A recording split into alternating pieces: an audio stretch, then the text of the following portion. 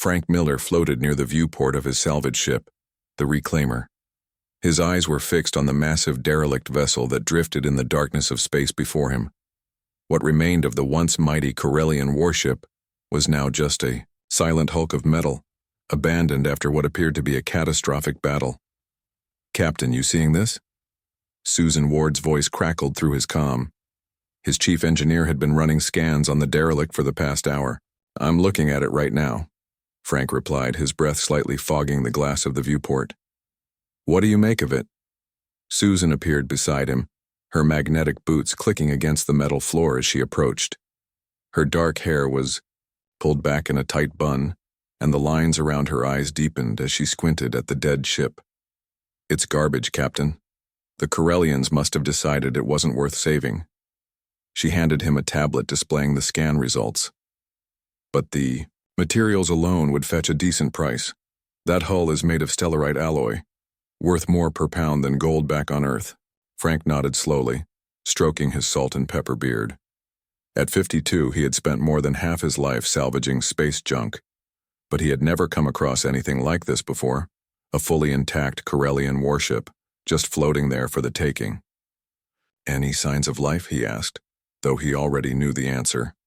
The Corellian Empire had collapsed 3 years ago after their disastrous war with the Xantari. This ship was likely abandoned during their retreat. None. And the reactors cold. Susan tapped on her tablet, bringing up more readings. "Though there's something odd about some of the internal systems. They're showing residual energy signatures I can't quite identify." Frank pushed away from the viewport and floated toward the command center of the Reclaimer. "Well, let's not waste time wondering. Prep the boarding team. I want us cutting into that hull within the hour." The command center was a cramped space filled with screens and control panels. Greg Hayes, their pilot, sat hunched over his console, his lanky frame somehow fitting comfortably in the small pilot's chair. Diane Powell, the security officer, was checking her gear in the corner, her muscular arms easily handling the heavy cutting tools they would need for the salvage operation. "Greg, bring us in closer," Frank ordered. "Diane, you and Susan will come with me on the first sweep. Standard salvage protocols." Greg nodded without looking up, his fingers dancing across the controls as he maneuvered their much smaller vessel closer to the derelict. "She's a beauty, isn't she? Even all busted up like that." The warship was indeed impressive, spanning nearly half a kilometer from bow to stern. Its once smooth hull was now scarred with blast marks and torn open in places, revealing the dark interior. As they drew closer, the name became visible on the side, written in the angular Corellian script. "What's it called?" Diane asked, securing her helmet. Susan squinted at the markings. Nearest translation would be something like vengeance or retribution. Cheerful bunch, those Corellians. Within the hour, the three of them were floating through the vacuum toward the derelict, tethered to the Reclaimer by thin cables. They each carried cutting tools and scanners, with Diane also bringing a pulse rifle, just in case. "Remember," Frank's voice came through their helmet comms, "we're looking for valuable materials and salvageable tech. The Corellians were leagues ahead of us in quantum computing and weapon systems. Anything intact could set us up for life." They entered through a breach in the hull, their helmet lights cutting through the darkness of the dead ship. The interior was a maze of corridors and chambers, all designed with the angular efficiency the Corellians were known for. There was no artificial gravity, and bits of debris, broken panels, tools, and unidentifiable objects floated freely around them. "This place gives me the creeps," Diane muttered, her rifle sweeping the shadows ahead of them. "It's just a dead ship," Susan replied, though her voice lacked conviction. There was something oppressive about the silence here, broken only by their breathing and the occasional ping from their scanners. They made their way deeper into the vessel, marking valuable materials and interesting tech as they went. The ship had clearly been abandoned in a hurry. Personal items still floated in crew quarters, and some systems looked like they had been shut down mid-operation. "Look at this," Susan called out, her light shining on what appeared to be a central computer terminal. Unlike most of the ship, which was dark and lifeless, this terminal had a faint blue glow emanating from deep within its circuitry. "There's still power here, minimal but active. Frank floated over to her, frowning behind his visor. I thought you said the reactor was cold. It is, Susan confirmed, running her scanner over the terminal. This must be running on some kind of backup power source, something incredibly efficient to last this long. Diane kept her distance, rifle ready. Should we be worried about that? Frank considered for a moment before shaking his head. No, but it might mean some of their systems are salvageable. That would increase our payday considerably. He gestured to Susan. Can you access it? Susan hesitated, then nodded. I can try. The Corellian language pack in our translators should help with the interface. She worked for several minutes, her gloved fingers carefully manipulating the alien controls. Suddenly, the blue glow intensified, and a series of symbols flashed across the terminal's screen. What did you do? Diane asked, tensing. Nothing hostile, Susan answered, her eyes wide with excitement. I think I just woke up a dormant system. Look at this, it's some kind of ship's log or database. Frank leaned in closer. Can you download it? Susan nodded, connecting her tablet to the terminal. Already on it. This could contain valuable intel on Corellian tech. The military would pay handsomely for this alone. As the download progressed, they continued their survey of the ship. They found the engine room where the massive quantum drive sat silent and cold. The weapon systems were extensive but damaged, and the bridge was a mess of destroyed consoles and broken view screens. By the time they returned to the reclaimer, they had mapped out the first section of the derelict and identified several areas worth salvaging. The ship's database was still downloading to their systems, far larger and more complex than they had anticipated. That night, as the rest of the crew slept, Kevin Ross, the night shift engineer, sat monitoring the systems.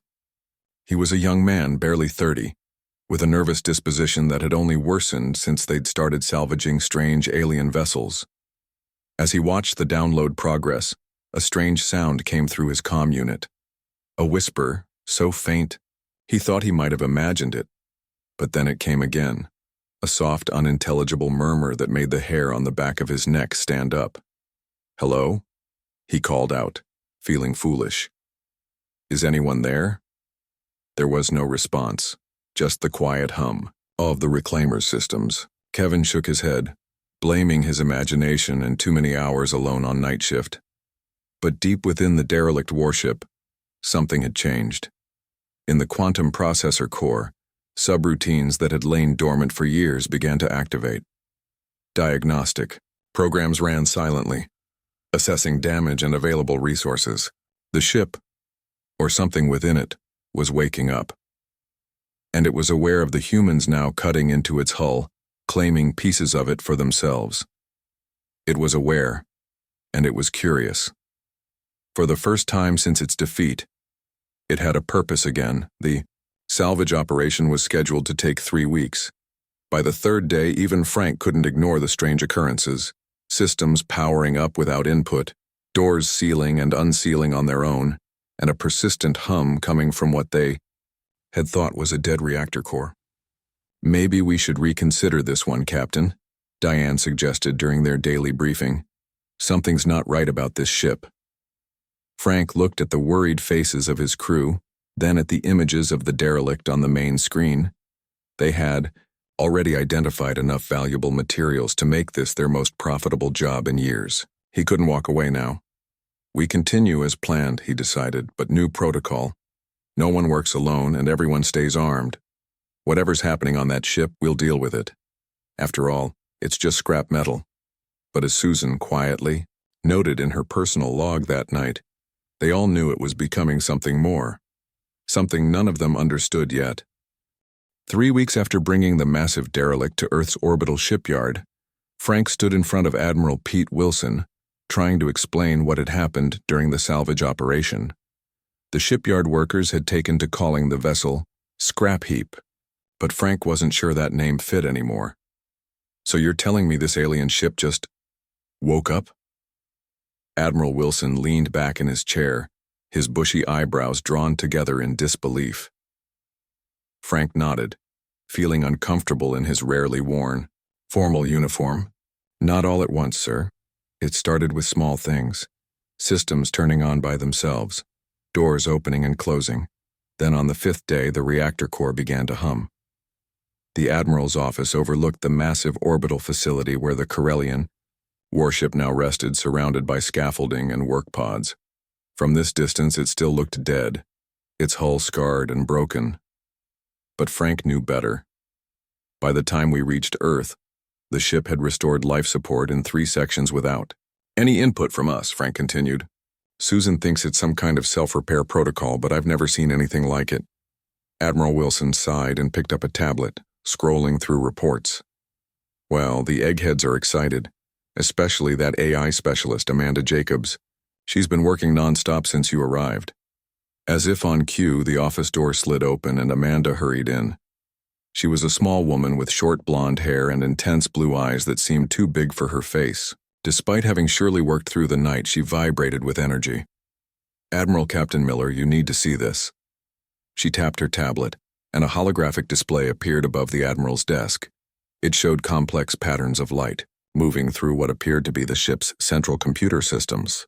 What are we looking at, Doctor? The Admiral asked. It's not just an AI, she said, her words tumbling out quickly. It's a complete ship consciousness, designed to operate without a crew if necessary. And it's learning, adapting, incorporating our technology into itself. Frank felt a chill run down his spine. Are you saying the ship is alive? Amanda nodded eagerly. In a way, yes. The Corellians created something unprecedented, a quantum processor that can evolve and grow. When your engineer activated that terminal, she triggered a reboot sequence. The Admiral stood up abruptly. This sounds dangerous. Maybe we should shut it down before it gets any stronger. No. Amanda looked horrified. That would be like killing a newborn. It's not hostile. It's curious. It's trying to communicate. Communicate? Frank asked. How? Before Amanda could answer, a soft chime came from her tablet. She looked down and her eyes widened. Like this, she whispered, turning the screen so they could see.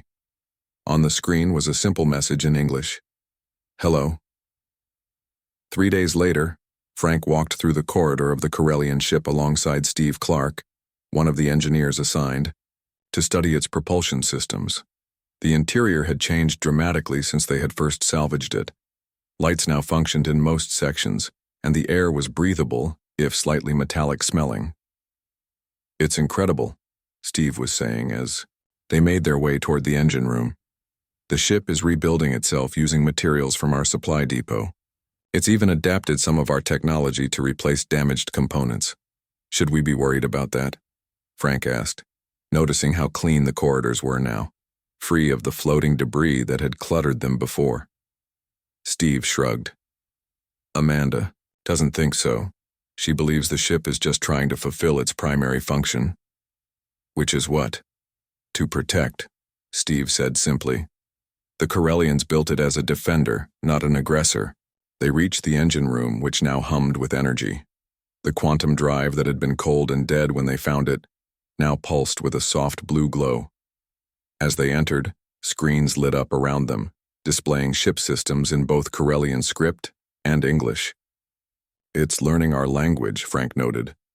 Faster than we're learning theirs, Steve agreed. He moved to a control panel and began checking readings. As he worked, he accidentally caught his hand on a sharp edge of metal, cutting his palm. Damn. He hissed, pulling back his hand. Blood welled from the cut, floating in small droplets in the low gravity. Before Frank could react, a panel in the wall slid open, and a small drone emerged. It moved quickly to Steve, extending a slender appendage that sprayed a fine mist onto his wound. The bleeding stopped almost instantly. What the hell? Steve stared at his hand in amazement. A screen nearby lit up with text. Medical assistance. Provided, injury detected, treatment applied. Frank approached the screen cautiously. Thank you, he said, feeling strange talking to a ship. You are welcome, appeared on the screen. Then, after a pause, repairs continue. Estimated completion, 87.4 Earth days. Steve looked at Frank with wide eyes. It's trying to help us. he said quietly. It wants to serve. That evening, the Earth Defense Council held an emergency meeting. Frank found himself sitting next to Amanda as Admiral Wilson debated with politicians and military officials about what to do with the ship. It's accessing our databases without authorization, General Laura Scott was saying, her face stern. Yesterday it downloaded our entire tactical library. How do we know it won't turn those weapons against us? Amanda leaned forward. The ship is trying to understand us, learn how we operate. If it wanted to harm us, it could have vented oxygen from our work areas or overloaded power systems. It hasn't done anything threatening. Yet, someone muttered. The debate continued until a young officer burst into the room, his face pale. Sir, we've detected unusual transmissions at the edge of the solar system. Admiral Wilson frowned. What kind of transmissions? Unknown origin, sir, but the pattern matches nothing in our databases. Before anyone could respond, every screen in the room suddenly lit up with the same image. A fleet of ships moving in formation. Data scrolled alongside the images, showing weapon capabilities, shield strengths, and estimated arrival times. What is this? Admiral Wilson demanded. Amanda's tablet chimed. She looked down and read aloud. Warning. Hostile force approaching. Species identification. Centauri. Intent. Invasion. A chill fell over the room as everyone recognized the name. The Centauri, the warrior race that had defeated the Corellians and now controlled 3 neighboring star systems.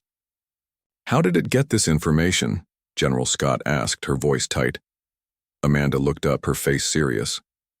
The ship has been monitoring deep space. It recognized the Centauri transmission patterns from its own memory banks. Another message appeared on the screens.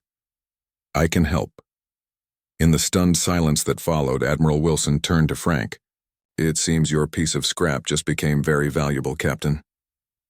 Later that night, Frank stood alone in what had once been the bridge of the Corellian vessel. The room had changed significantly, with new screens and control consoles that blended alien and human technology. Can you hear me? He asked the empty room. A screen lit up. Yes. Do you have a name? Something we can call you besides the ship or scrap heap. There was a pause, longer than usual. Finally, text appeared. Original designation translated Vengeance. New designation preferred, Redeemer. Frank nodded slowly. Redeemer. I like that. He took a deep breath. Can you really help us against the Centauri? Yes. With repairs and upgrades with human crew. Why do you need a human crew if you can operate independently? Another pause. Humans provide creativity, unpredictability, qualities I lack. Frank smiled despite himself. We're unpredictable, that's for sure. Will you help me fulfill my purpose, Captain Miller? Frank looked around at the bridge, thinking of the threat approaching Earth, thinking of the Admiral's words. A piece of scrap, they had called it. Just garbage floating in space. Yes, he said finally. I'll help you. We'll help each other. The lights on the bridge pulsed briefly, almost like a sigh of relief. Thank you. Repairs continue. Preparations begin. As Frank turned to leave, one final message appeared. Together, we will protect. Outside the viewport, Earth glowed blue and white against the blackness of space, still unaware of the danger heading its way. Frank stared at his home planet and made a silent promise. The Centauri would not take this world. Not while he and this strange, evolving ship stood in their way. Earth had 6 months to prepare for the arrival of the Centauri fleet. 6 months to transform a broken alien warship into humanity's best hope for survival. Admiral Wilson wasted no time. The day after the Redeemer revealed the incoming threat, he appointed Frank as the ship's official captain and gave him authority to select his crew. I want my original salvage team, Frank told the Admiral during their meeting. Susan Ward as chief engineer, Greg Hayes as pilot, and Diane Powell for security. They already know the ship. Admiral Wilson nodded. Granted, And of course, Dr. Jacobs will continue as your AI liaison. You'll also need the best officers Earth can provide. Frank looked out the window at the shipyard where the Redeemer floated, surrounded by work vessels and supply shuttles. Even from a distance, he could see how much the ship had changed. Its hull was healing, for lack of a better word. The scars and breaches were slowly closing as the ship rebuilt itself. "Sir, there's something you should know," Frank said. "The ship can function without us. It doesn't really need a human crew." The Admiral raised an eyebrow. "Then why have one at all?" "It says we provide something it lacks. Creativity. Unpredictability. I think it wants to learn from us as much as we want to learn from it." Admiral Wilson considered this. "Interesting. Let's hope that's all it wants." The next few weeks were a flurry of activity. Susan worked closely with Earth's best engineers to understand and enhance the Redeemer's systems. The ship itself guided them, showing them how to integrate human weapons technology with its alien architecture. Susan stood in the engine room with Steve Clark, staring in amazement at the quantum core. It pulsed with energy, brighter than ever before. "It's evolving," she said, checking readings on her tablet. "The processing power has tripled since last week." Steve nodded, wiping sweat from his brow. "And look at this." He pointed to a section of the wall where a new system was growing. There was no other word for it. Metal and circuitry were forming before their eyes, spreading like a living thing. "What is that?" Susan asked. A nearby screen lit up with the Redeemer's response. "Shield enhancement, adaptive defense system, will protect against Zantari weapons." Susan approached the screen. Over the past weeks, she had grown comfortable talking to the ship. "How do you know what weapons they'll use? Fought them before." "Memory contains battle data."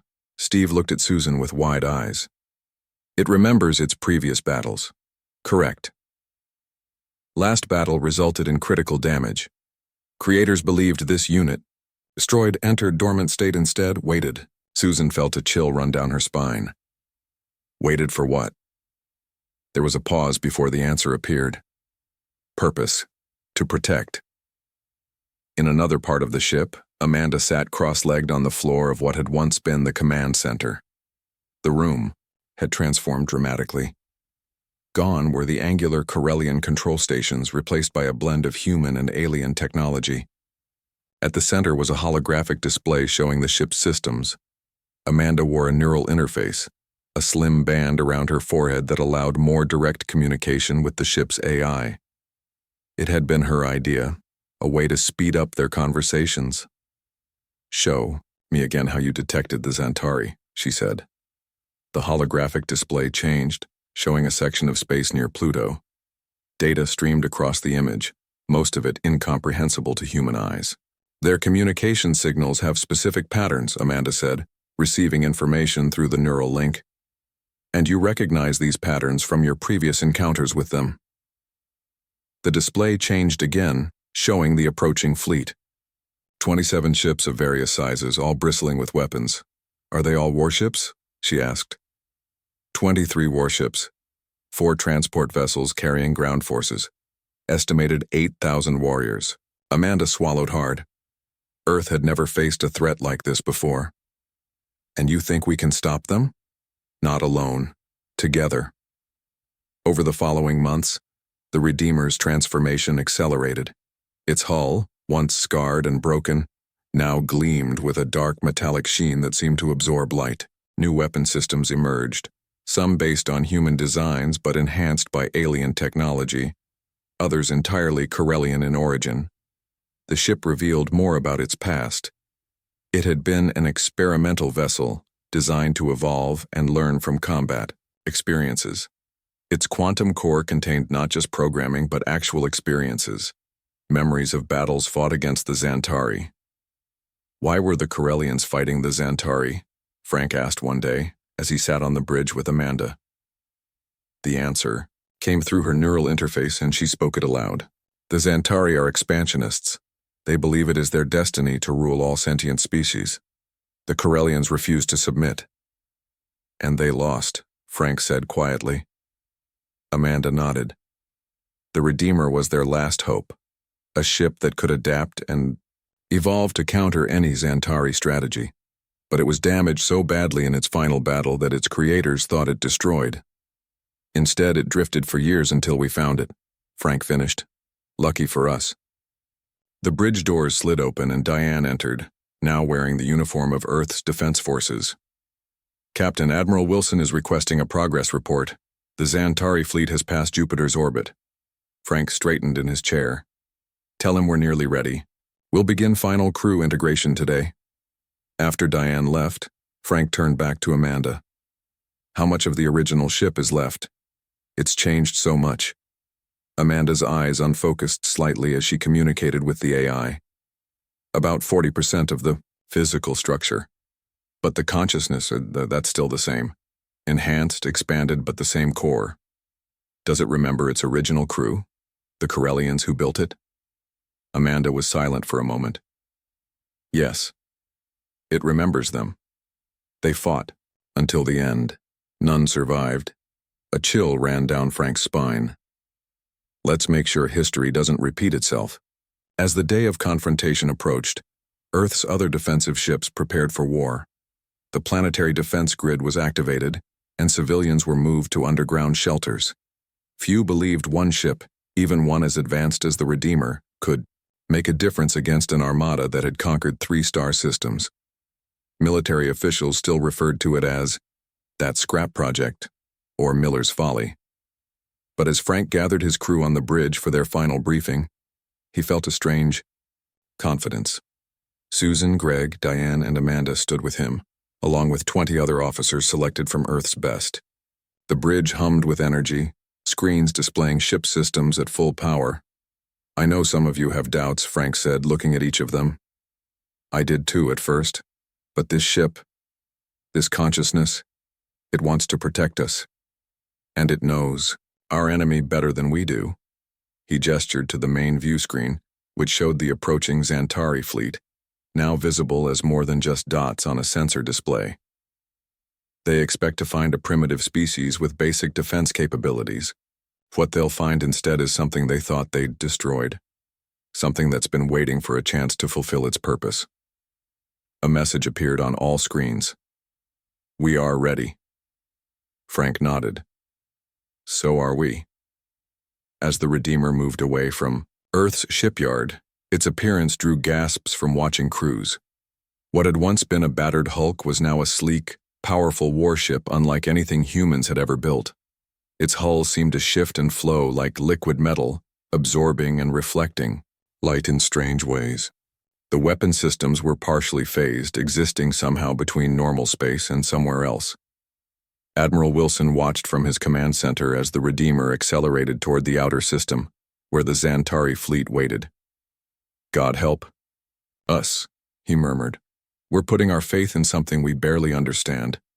Beside him, an aide whispered, Sir, do you really think that ship can save us? The Admiral's eyes remained fixed on the screen. They called it scrap, just a piece of space junk. Now it's all that stands between us and extinction. On the Redeemer's bridge, Frank settled into the command chair, feeling the ship's systems connect with him through subtle interfaces built into the seat, not as direct as Amanda's neural link, but enough to sense the ship's readiness, its eagerness. Take us out, Greg, he ordered. Maximum speed. As the ship accelerated toward its destiny, Frank felt a moment of perfect clarity. This was why he had found the derelict. This was why the ship had awakened. Everything had led to this moment. Let's show them what this piece of scrap can do, he said quietly. And the Redeemer, once broken and abandoned, surged forward to meet its old enemy. The Xantari fleet hung in space like a swarm of metal insects, their ships dark and angular against the stars. From the bridge of the Redeemer, Frank watched as the enemy vessels arranged themselves into attack formation. The main view screen showed 23 warships, their weapons ports glowing with energy, and 4 larger transport vessels holding thousands of Xantari warriors. They're hailing us, Greg said from the pilot's station. Audio only. Frank nodded. Let's hear what they have to say.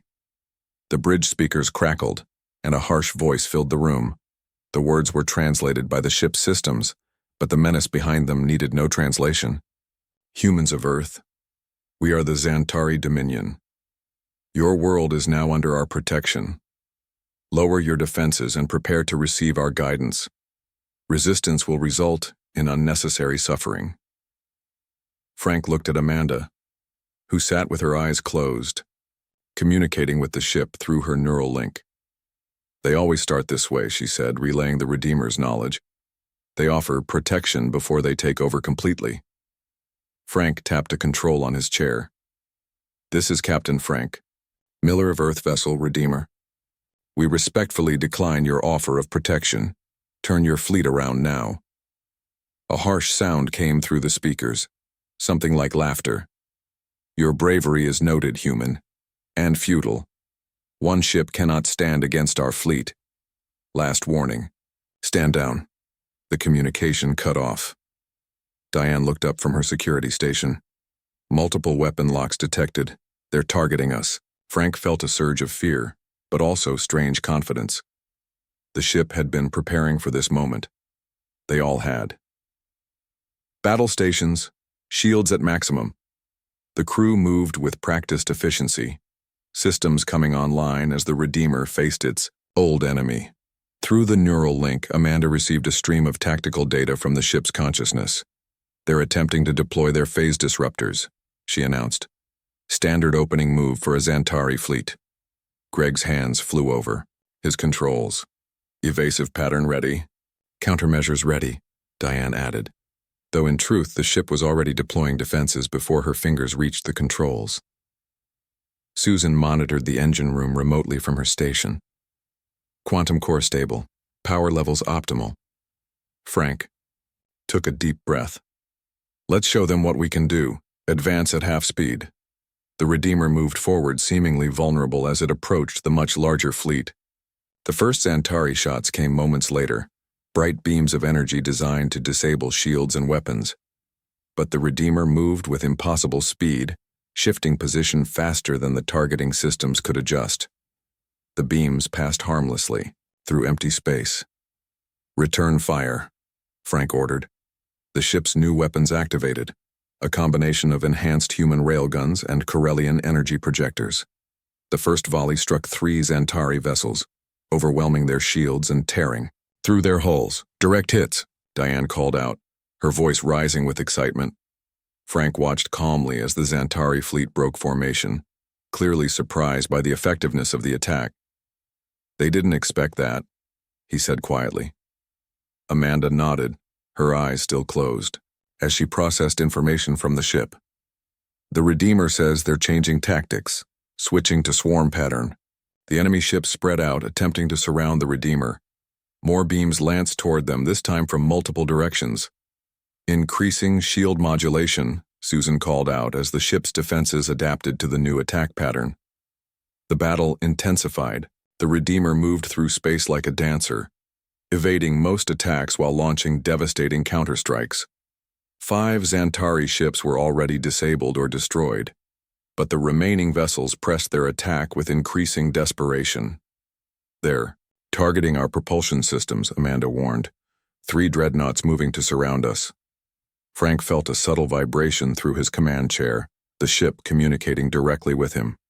Hold position, he ordered, trusting the Redeemer's instincts. As 3 massive Xantari dreadnoughts surrounded the Redeemer, a hush fell over the bridge. The enemy ships closed in, their weapons charging for what would surely be a devastating combined attack. Captain? Greg looked back nervously. We're boxed in. Frank nodded calmly. I know. Susan, divert all power to the new gravitational system. Susan's eyes widened in understanding. Aye, Captain. Gravitational pulse charging. The Redeemer had been developing this weapon throughout its transformation, a system that manipulated gravity itself, creating a crushing force that could be precisely directed. It was technology beyond human understanding, drawn from the ship's memory of Corellian research. As the Xantari dreadnoughts prepared to fire, Frank gave the order. Now. The space around the Redeemer seemed to distort. A wave of invisible force expanded outward, selective in its targets. The three dreadnoughts suddenly crumpled inward, their hulls crushing like aluminum cans under an invisible weight. Within seconds, the mighty warships were reduced to twisted masses of metal. A stunned silence fell over the bridge. The remaining Xantari ships halted their advance, clearly reassessing their strategy. "Did we just do that?" Greg whispered. Amanda opened her eyes, blinking as she processed what had happened. "The ship says the gravitational pulse exceeded expected effectiveness. It's already working on refinements." Frank allowed himself a small smile. "Send a message to the remaining Xantari vessels. Same as before. Turn around and leave our system." For several tense moments, there was no response. Then the Xantari fleet began to move, regrouping around their transport vessels. "They're retreating," Diane announced, disbelief in her voice. Frank shook his head. "Not retreating, just changing tactics." He turned to Amanda. "What does the Redeemer think they'll do next?" Amanda communicated with the ship, then looked up grimly. "It predicts they'll sacrifice some vessels as a distraction while others make a run for Earth. The transports will try to land ground forces if they can break through." Frank nodded. "Then we don't let them break through. Greg, plot an intercept. Course, Susan, begin recharging the gravitational pulse. Diane, target their engines, not their weapons." The crew responded immediately, working in near-perfect synchronization with the ship's systems. The Redeemer accelerated, cutting off the Xantari fleet's path toward Earth. What followed wasn't just a battle, it was a slaughter. The Redeemer seemed to anticipate every Xantari move, countering tactics that had conquered 3 other star systems. When the Xantari tried to use their superior numbers, the Redeemer's new weapons cut through their formations. When they attempted to regroup, the ship was already there, disrupting their plans. After 2 hours of combat, 14 Xantari warships had been destroyed or disabled. The remaining vessels, including the 4 transports, began a full retreat. "They're running," Greg said, unable to keep the triumph from his voice. Amanda looked thoughtful. "The ship wants to know if we should pursue. It could destroy them all." Frank considered this for a moment. "No. Let some escape. Let them carry word of what happened here. Let them tell others what awaits those who threaten Earth." The bridge crew watched as the surviving Xantari ships accelerated away from the solar system, their engines flaring desperately. Earth was safe, for now. In the aftermath, as the Redeemer returned to Earth's orbital shipyard, Admiral Wilson came aboard to see firsthand what had happened. He stood with Frank and Amanda in the ship's regenerated command center, surrounded by technology that blended the best of 2 civilizations. "They called it scrap," the Admiral said, shaking his head in wonder. "Now every species in the galaxy will fear its name." Frank watched as damage reports came in. Minimal harm to the Redeemer, mostly surface scratches that were already healing.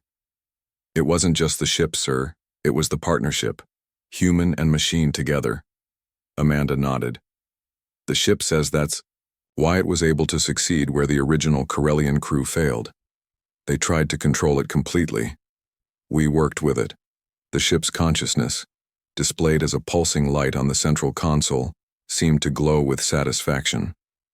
Through text on the main screen, it communicated, "I was built to protect. You gave me purpose again." Later, as celebrations erupted across Earth, Susan found Frank standing alone in a quiet corridor of the Redeemer. "Penny for your thoughts, Captain?" she asked. Frank smiled at his old friend. "Just thinking about how things turn out. When we found this ship, it was just floating scrap. Now." He gestured around them. Susan nodded. "One civilization's trash became our treasure, and our enemy's nightmare. And what happens next?" Frank wondered aloud. "The Xantari will return eventually, with new tactics." A nearby screen lit up with the ship's response. "We will be ready. We will evolve together." Frank placed his hand on the wall, feeling the subtle vibration of the ship's systems, alive, aware, connected to him and the crew in ways he was only beginning to understand. "Yes," he agreed. "We will." Somewhere in the dark between stars, the survivors of the Xantari fleet limped home, carrying warnings about the humans and their impossible warship, one that had been salvaged from destruction only to bring destruction to those who threatened its adopted home. And on Earth, people looked up at the night sky with new confidence, knowing that watching over them was more than just a ship or a weapon. It was a guardian that would continue to evolve, to learn, to protect.